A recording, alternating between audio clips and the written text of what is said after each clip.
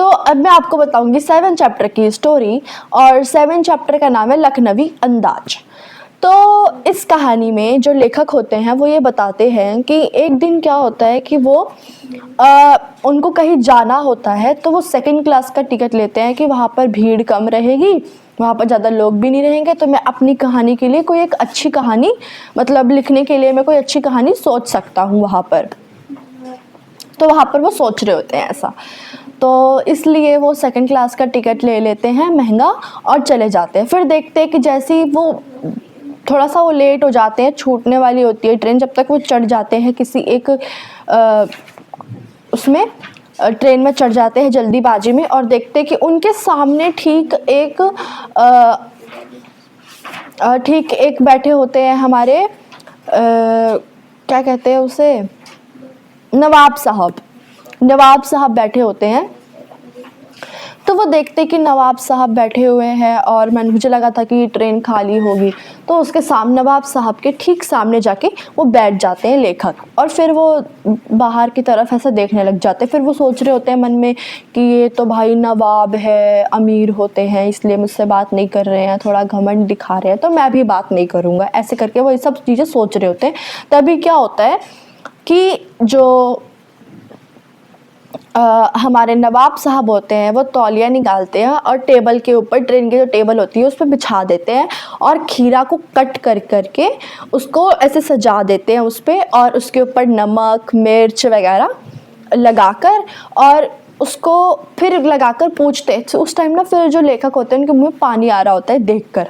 फिर वो तब तक जब काट लेते हैं, जब पूरा नमक मिर्च लगा देते हैं नवाब साहब, तो लेखक से पूछते हैं कि क्या आप खाओगे? तो लेखक उनको मना कर देता है बिल्कुल कि नहीं, मैं नहीं खाऊंगा।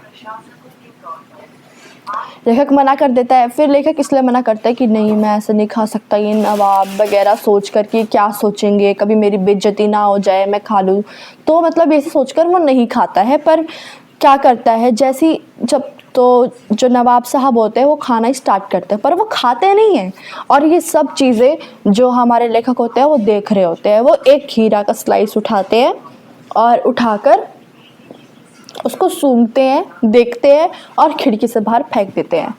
ठीक है, और ये सब देख रहे होते हैं हमारे जो लेखक होते देख रहे होते हैं कि क्या कर रहे हैं। धीरे धीरे वो सारे स्लाइस के साथ ऐसे करते हैं, वो उठाते हैं, उनको देखते हैं, सूंघते हैं और फेंक देते हैं। फिर लेखक पूछता है कि ऐसा आपने क्यों किया। वो थोड़ा उत्सुक हो जाता है जानने के लिए, तो वो खुद ही बता देता है, जो नवाब साहब होते हैं बता देते हैं कि मेरे को ना इससे गैस हो जाती है, मेरे पेट थोड़ा भारी भारी लगने लग जाता है, इसलिए मैं खीरा नहीं खाता हूँ।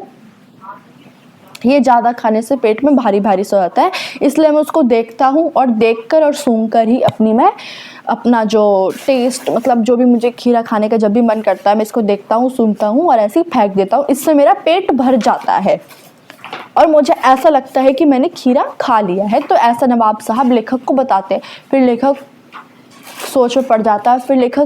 फिर ये सोचता है, अच्छा मतलब हम बिना ऐसे ऑब्ज़र्व किए चीज़ों को हम खुद से भी सोचकर हम कहानियाँ लिख सकते हैं।